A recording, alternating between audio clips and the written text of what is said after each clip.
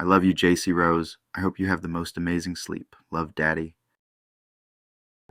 Thumbelina by Hans Christian Andersen. There once was a woman who wanted so very much to have a tiny little child, but she did not know where to find one. So she went to an old witch, and she said, "I have set my heart upon having a tiny little child. Please, could you tell me where I can find one?" "Why, that's easily done," said the witch.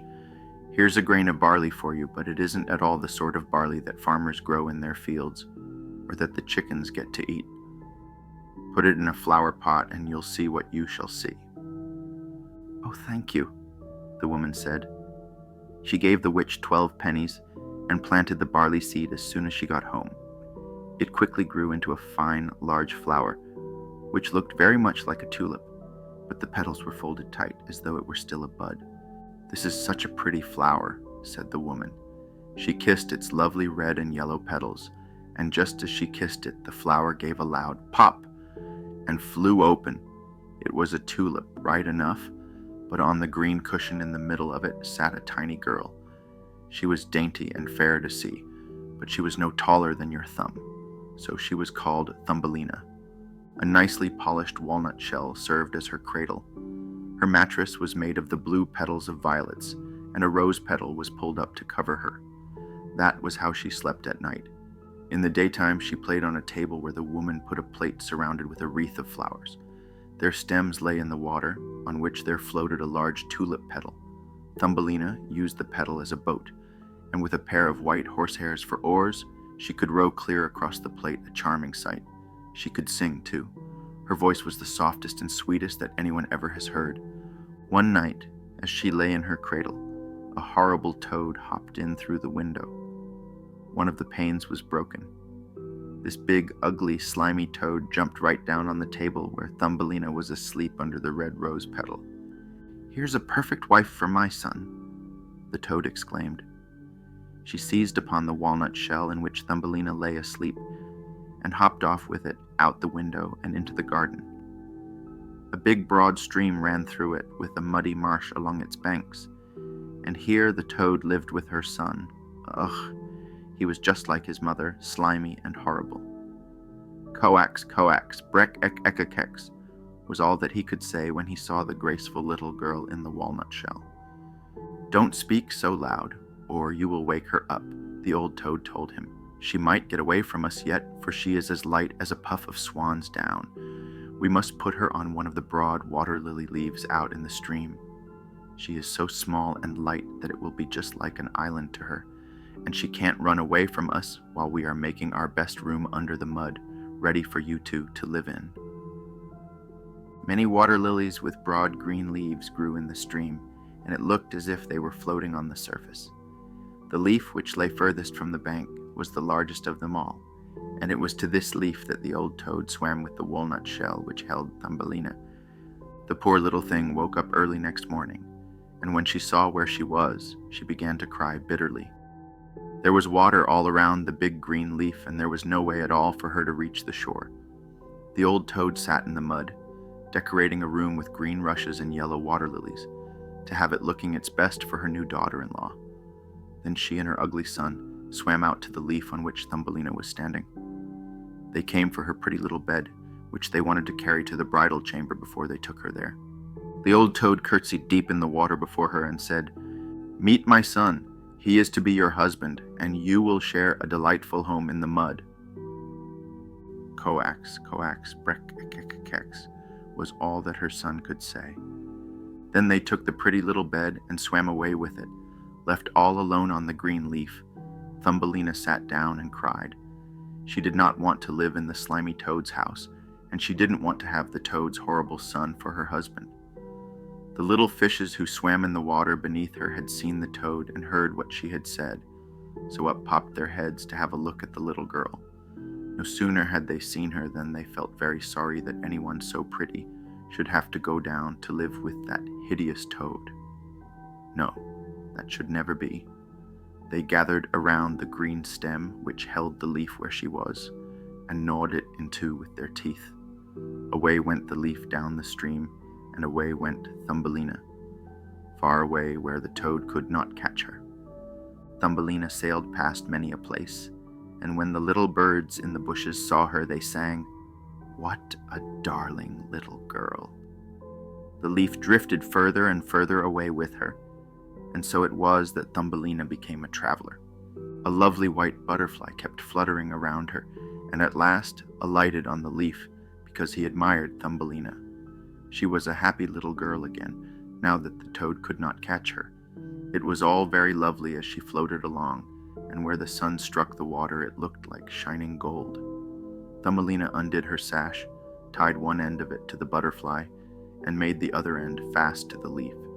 It went much faster now, and Thumbelina went much faster too, for of course she was standing on it.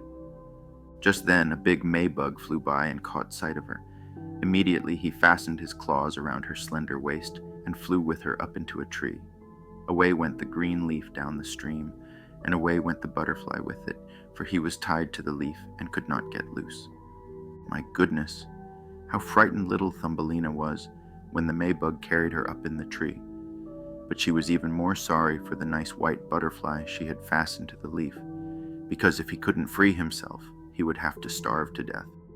But the Maybug wasn't one to care about that. He sat her down on the largest green leaf of the tree, fed her honey from the flowers, and told her how pretty she was, considering that she didn't look the least like a Maybug. After a while, all the other Maybugs who lived in the tree came to pay them a call. As they stared at Thumbelina, the lady Maybugs threw up their feelers and said, "Why, she has only 2 legs. What a miserable sight." "She hasn't any feelers," one cried. "She is pinched in at the waist. How shameful. She looks like a human being. How ugly she is," said all of the female Maybugs. Yet Thumbelina was as pretty as ever. Even the Maybug who had flown away with her knew that, but as every last one of them kept calling her ugly, he at length came to agree with them and would have nothing to do with her. She could go wherever she chose. They flew down out of the tree with her and left her on a daisy, where she sat and cried because she was so ugly that the Maybugs wouldn't have anything to do with her. Nevertheless, she was the loveliest little girl you can imagine, and as frail and fine as the petal of a rose. All summer long, poor Thumbelina lived all alone in the woods. She wove herself a hammock of grass and hung it under a big burdock leaf to keep off the rain. She took honey from the flowers for food and drank the dew which she found on the leaves every morning. In this way the summer and fall went by. Then came the winter, the long, cold winter. All the birds who had sung so sweetly for her flew away. The trees and the flowers withered. The big burdock leaf under which she had lived shriveled up until nothing was left of it but a dry yellow stalk. She was terribly cold, for her clothes had worn threadbare, and she herself was so slender and frail. Poor Thumbelina, she would freeze to death. Snow began to fall, and every time a snowflake struck her, it was as if she had been hit by a whole shovelful, for we are quite tall, while she measured only an inch. She wrapped a withered leaf about her, but there was no warmth in it. She shivered with cold. Near the edge of the woods where she now had arrived was a large grain field, but the grain had been harvested long ago. Only the dry, bare stubble stuck out of the frozen ground. It was just as if she were lost in a vast forest, and oh, how she shivered with cold. Then she came to the door of a field mouse, who had a little hole amidst the stubble. There this mouse lived, warm and cozy, with a whole storeroom of grain and a magnificent kitchen and pantry. Poor Thumbelina stood at the door, just like a beggar child, and pled for a little bit of barley, because she hadn't had anything to eat for 2 days past. "Why, you poor little thing," said the field mouse, who turned out to be a kind-hearted old creature. "You must come into my warm room and share my dinner." She took such a fancy to Thumbelina that she said, "If you care to, you may stay with me all winter, but you must keep my room tidy and tell me stories, for I am very fond of them." Thumbelina did as the kind old field mouse asked, and she had a very good time of it. "Soon we shall have a visitor," the field mouse said. "Once every week my neighbor comes to see me, and he is even better off than I am. His rooms are large, and he wears such a beautiful black velvet coat. If you could only get him for a husband, You would be well taken care of, but he can't see anything. You must tell him the very best stories you know." Thumbelina did not like this suggestion. She would not even consider the neighbor because he was a mole. He paid them a visit in his black velvet coat. The field mouse talked about how wealthy and wise he was, and how his home was more than 20 times larger than hers. But for all of his knowledge, he cared nothing at all for the sun and the flowers. He had nothing good to say for them, and had never laid eyes on them. As if Thumbelina had to sing for him, she sang, Maybug, fly away home," and "The monk goes afield." The mole fell in love with her sweet voice, but he didn't say anything about it yet, for he was a most discreet fellow. He had just dug a long tunnel through the ground from his house to theirs, and the field mouse and Thumbelina were invited to use it whenever they pleased, though he warned them not to be alarmed by the dead bird which lay in this passage. It was a complete bird, with feather and beak. It must have died quite recently, when winter set in, and it was buried right in the middle of the tunnel. The mole took in his mouth a torch of decayed wood. In the darkness it glimmered like fire. He went ahead of them to light the way through the long, dark passage. When they came to where the dead bird lay, the mole put his broad nose to the ceiling and made a large hole through which daylight could fall. In the middle of the floor lay a dead swallow, with his lovely wings folded at his sides and his head tucked under his feathers. The poor bird must certainly have died of the cold. Thumbelina felt so sorry for him. She loved all the little birds who had sung and sweetly twittered to her all through the summer. But the mole gave the body a kick with his short stumps and said, "Now he won't be chirping any more. What a wretched thing it is to be born a little bird. Thank goodness none of my children can be a bird who has nothing but his chirp chirp and must starve to death when winter comes along." "Yes, you are so right, you sensible man," the field mouse agreed. "What good is all his chirping to a bird in the winter time, when he starves and freezes? But that's considered very grand, I imagine." Thumbelina kept silent, but when the others turned their back on the bird, she bent over, smoothed aside the feathers that hid the bird's head, and kissed his closed eyes. "Maybe it was he who sang so sweetly to me in the summertime," she thought to herself. "What pleasure he gave me, the dear, pretty bird." The mole closed up the hole that let in the daylight, and then he took the ladies home. That night, Thumbelina could not sleep a wink, so she got up and wove a fine large coverlet out of hay. She took it to the dead bird and spread it over him so that he would lie warm in the cold earth. She tucked him in with some soft thistledown that she had found in the field mouse's room. "Goodbye, you pretty little bird," she said. "Goodbye, and thank you for your sweet songs last summer, when the trees were all green and the sun shone so warmly upon us." She laid her head on his breast, and it startled her to feel a soft thump, as if something were beating inside. This was the bird's heart. He was not dead. He was only numb with cold, and now that he had been warmed, he came to life again. In the fall, all swallows fly off to warm countries, but if one of them starts too late, he gets so cold that he drops down as if he were dead and lies where he fell. And then the cold snow covers him. Thumbelina was so frightened that she trembled, for the bird was so big, so enormous compared to her own inch of height. But she mustered her courage, tucked the cotton wool down closer around the poor bird, brought the mint leaf that covered her own bed, and spread it over the bird's head. The following night she tiptoed out to him again. He was alive now, but so weak that he could barely open his eyes for a moment to look at Thumbelina, who stood beside him with the piece of touchwood that was her only lantern.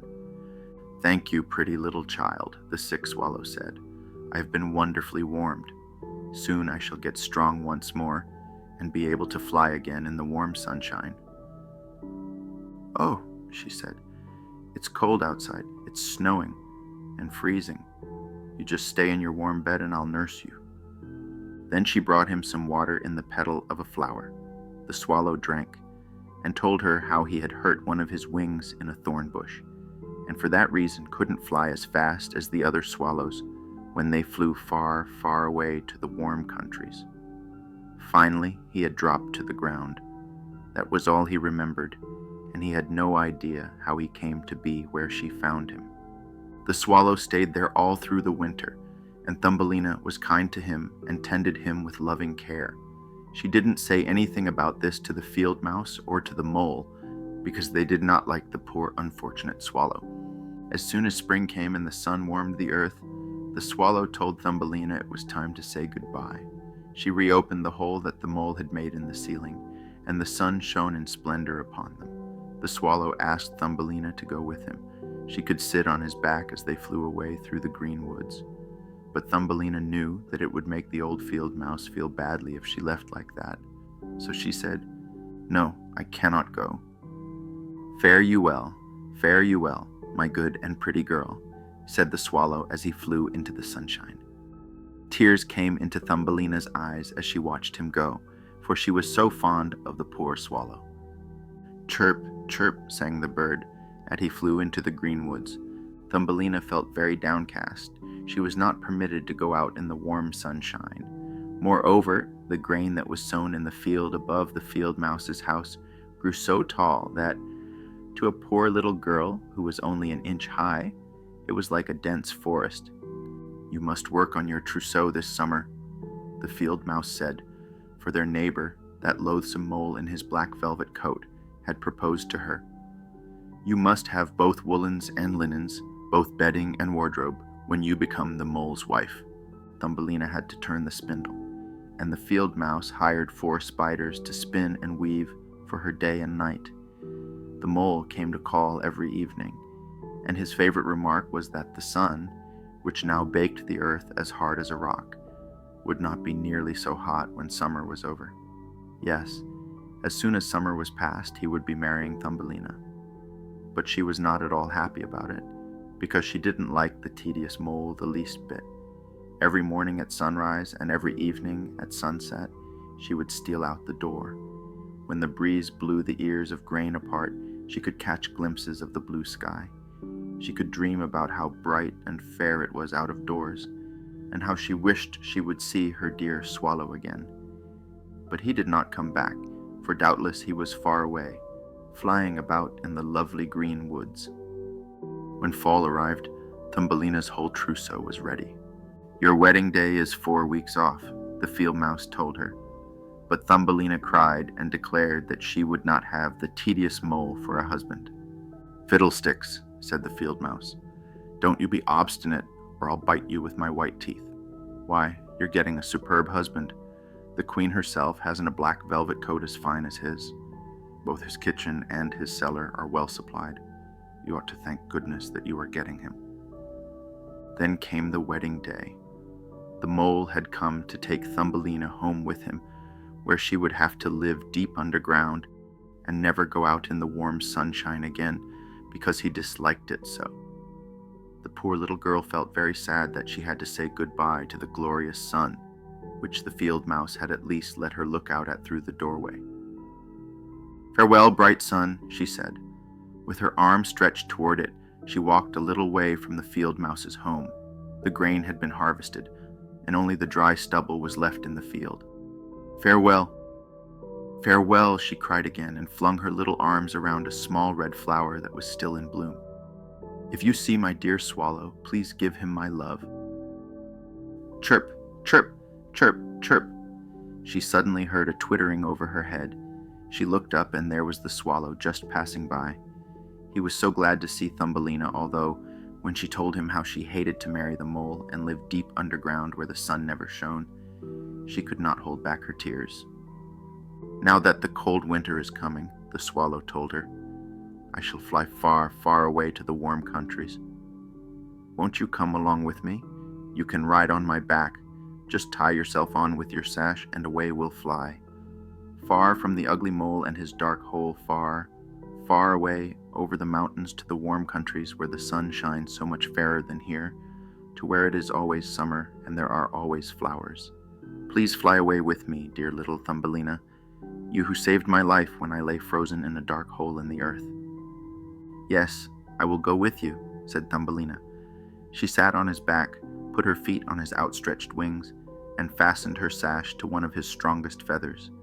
Then the swallow soared into the air over forests and over lakes, high up over the great mountains that are always capped with snow.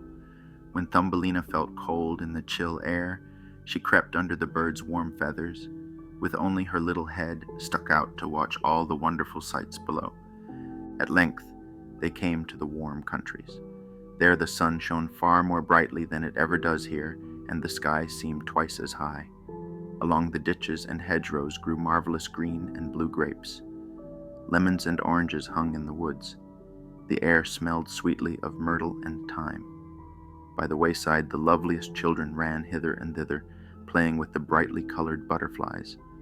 But the swallow flew on still farther, and it became more and more beautiful. Under magnificent green trees, on the shore of a blue lake, there stood an ancient palace of dazzling white marble. The lofty pillars were wreathed with vines, and at the top of them many swallows had made their nests. One nest belonged to the swallow who carried Thumbelina. "This is my home," the swallow told her. "If you will choose one of those glorious flowers in bloom down below, I shall place you in it, and you will have all that your heart desires." "That will be lovely," she cried, and clapped her tiny hands. A great white marble pillar had fallen to the ground, where it lay in 3 broken pieces. Between these pieces grew the loveliest large white flowers. The swallow flew down with Thumbelina and put her on one of the large petals. How surprised she was to find in the center of the flower a little man, as shining and transparent as if he had been made of glass. On his head was the daintiest of little gold crowns. On his shoulders were the brightest shining wings, and he was not a bit bigger than Thumbelina. He was the spirit of the flower. In every flower there lived a small man or woman just like him, but he was the king over all of them. "Oh, isn't he handsome?" Thumbelina said softly to the swallow. The king was somewhat afraid of the swallow, which seemed a very giant of a bird to anyone as small as he. But when he saw Thumbelina, he rejoiced, for she was the prettiest little girl he had ever laid eyes on. So he took off his golden crown and put it on her head. He asked if he might know her name, and he asked her to be his wife, which would make her queen over all the flowers. Here indeed was a different sort of husband from the toad's son and the mole with his black velvet coat. So she said yes to this charming king. From all the flowers trooped little ladies and gentlemen delightful to behold. Every one of them brought Thumbelina a present, but the best gift of all was a pair of wings that had belonged to a large silver fly. When these were made fast to her back, she too could flit from flower to flower. Everyone rejoiced as the swallow perched above them in his nest and sang his very best songs for them. He was sad, though, deep down in his heart, for he liked Thumbelina so much that he wanted never to part with her. "You shall no longer be called Thumbelina," the flower spirit told her. "That name is too ugly for anyone as pretty as you are. We shall call you Maya." "Goodbye, goodbye," said the swallow.